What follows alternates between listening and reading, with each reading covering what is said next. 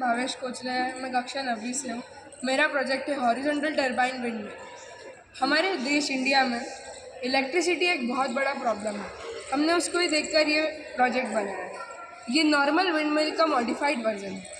जो normal wind mill हुआ करती थी वो बाई डायरेक्शनल होती थी, मतलब सामने और पीछे से अगर हवा है तो चल सकती थी, लेकिन अगर आइट साइड से हवा आती है तो सही से नहीं काम कर पाती।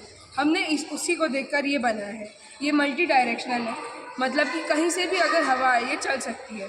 और साथ ही साथ में इसमें ये 10 टाइम्स ज़्यादा एफिशिएंट है, क्योंकि जैसे जो नॉर्मल विंडमिल हुआ करती थी उसके टरबाइंस लंबे होते थे और लंबे होने के कारण उनका जो पाथ रहता था वो बढ़ जाता था, जिससे number of rounds per minute कम होने के कारण जनरेशन ऑफ इलेक्ट्रिसिटी कम हो जाती थी। लेकिन इसमें हमने जो टरबाइंस है उसको थोड़ा श्रिंक कर दिया, जिसके कारण जो पाथ है वो कम हो जाता है और उसके कारण आरपीएम भी बढ़ जाती है, जिससे इलेक्ट्रिसिटी जनरेशन ज़्यादा बढ़ जाती है।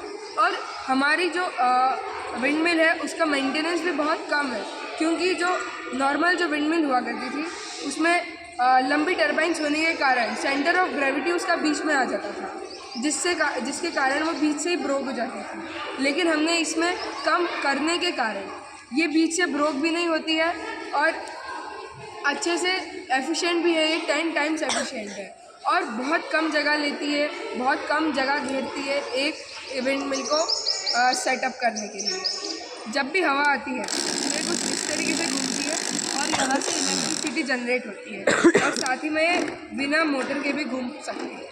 धन्यवाद।